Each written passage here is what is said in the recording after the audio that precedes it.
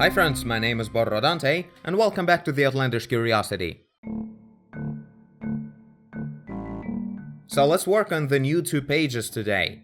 I still haven't finished detailing the previous 2, just because I'll just do it all together, several pages at the same time. And also I haven't read your feedback on the right page with the Creekweed, because that episode is not out yet at the moment, so there's that. But today we're basically painting a bigger version of that right page with a more of a different story. Like, Creekweed is actually eating the berry, cutting them down with his pincers, and collecting them like that. So let's paint that, let's pay more attention to the geometry of Creekweed, make him a lot nicer looking, and do a better job on the composition and the three-dimensional feel of the environment. Let's do a nice three-dimensional branch and everything. I think we kinda made it a bit too flat. I tried to do my best to fix the flatness, but I think it was a bit too flat, so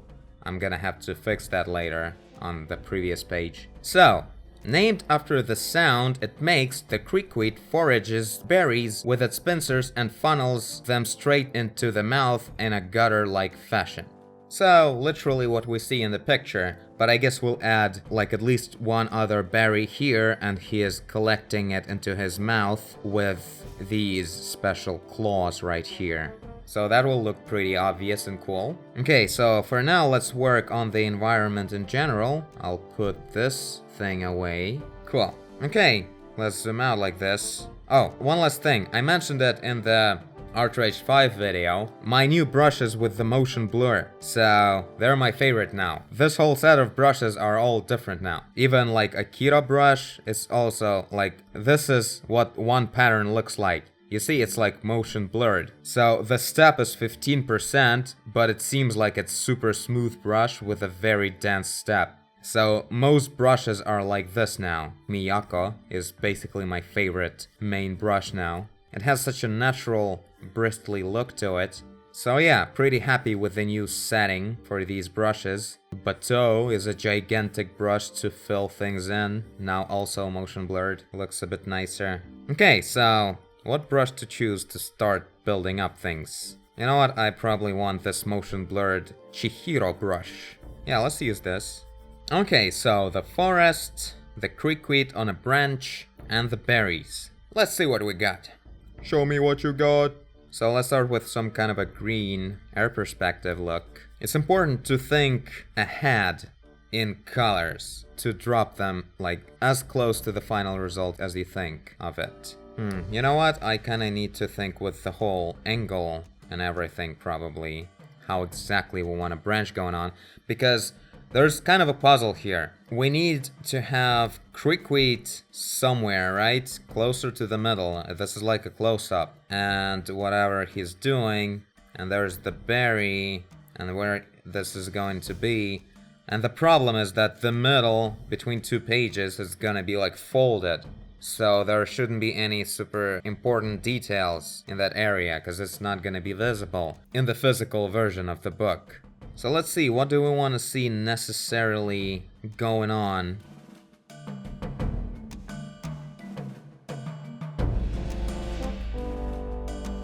So I decided to introduce some of the sketching here, using tiny lines for the precision. Always easier to sketch with a tiny line, even when you're going with like a search, not sure what you're gonna get, and like whatever, the whole spotty approach is going on. It's still, if you're going with lines, make sure that these lines don't restrict you, so make them as tiny as possible, so you could think in a higher resolution.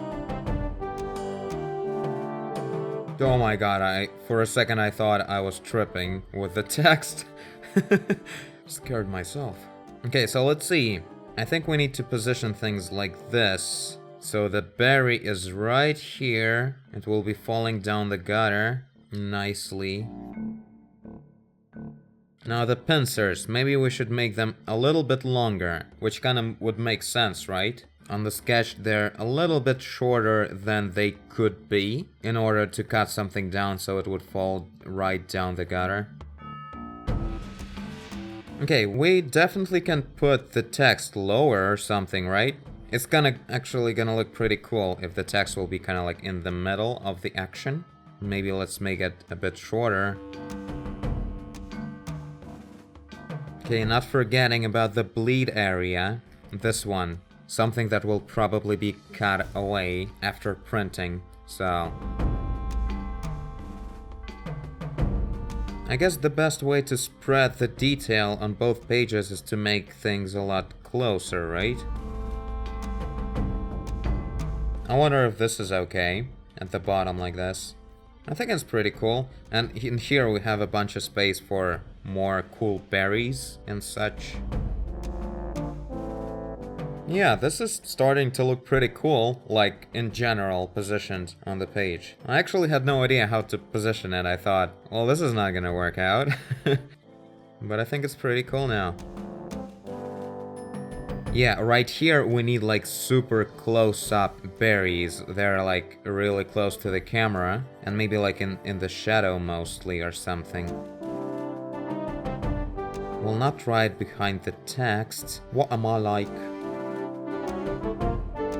There we go, this is three-dimensional, alright. Sweet deal. Also, I think these grabbing things, they should be longer, right? To be able to grab the actual berry. Like, what if the berry is smaller? It would be hard to pick it up from there. Yeah, let's put at least 2 berries right here. So he's kind of like collecting a stack before starting to eat it. Yeah, this looks kind of cool. Shows the functionality of the anatomy.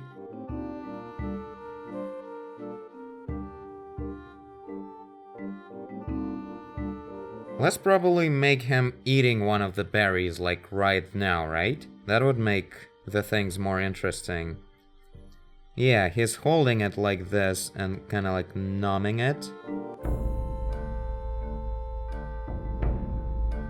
Okay, so let's probably start converting this into color. Let's make things green and a lot lighter because I want to like bring things from the air perspective.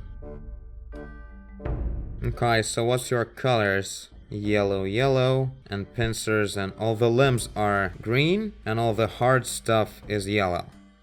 I've put a lot of thought in this.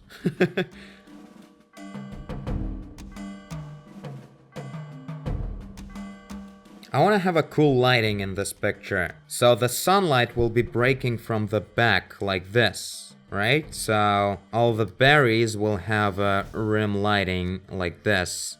A really, really bright one, like crazily overexposed. So they will hit white on their very edges. And they will be super translucent and all. And also the bug will have the same thing. And from the front, the reflected light from the berries and from some leaves or something will be hitting the bug in front. So it's gonna be a pretty rich lighting. Let's give that a try.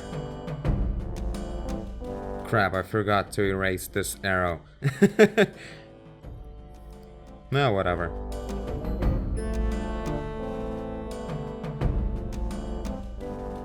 So, just improvising with color spots, not caring much about anything in this world at this point. Like, about details that I'm messing up, like whatever. I'm too cool and ironic to care about details.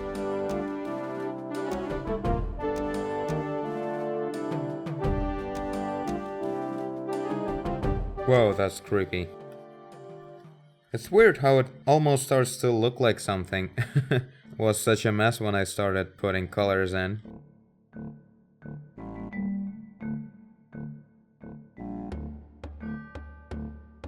So I'm trying to push this reflected light and translucency to as much of interesting saturated colors as possible. And for that, I have to make the rim light from the sun very bright, like pushing it to white. The brighter the secondary light somewhere that is producing this reflected light or translucency, the more freedom we have to make that translucency or reflected light more saturated and rich. So I'm trying to find that balance here.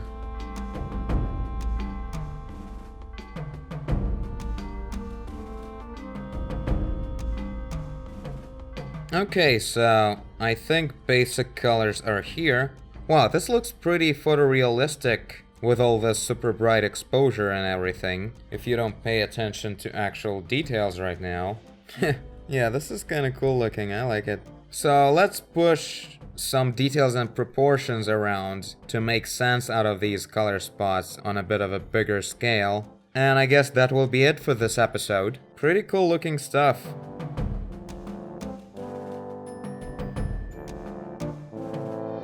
Oh, so much better when the initial brush that I was dropping spots with wasn't like with crazy ugly steps or anything. So everything looks kind of decent, even if it will be untouched later.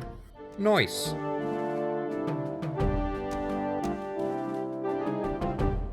So I guess there's gonna be a super bright reflected light from this horn to this berry. Lucky.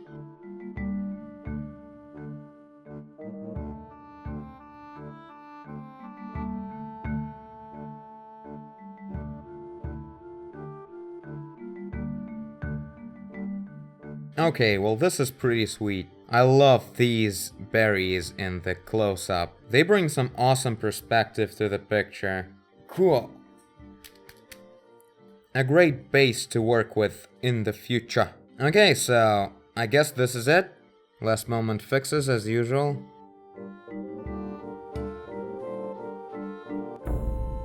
Okay, so you guys tell me what you think about this so far. I know the details on the Creekweed himself are not all here yet. I want to work with the material in this case, because this is the like a close-up. We can really think on what kind of pattern he has on his exoskeleton and on these reptile legs and such. But yeah, for now I'm pretty happy. Oh my god, we started with this. This looks like war comparing to this. Anyway, I thank you for watching if you did. I guess you did if you're here. Leave a like and subscribe. Tell a friend. Overexpose. Do whatever you want. And I will see you in the next one. Bye.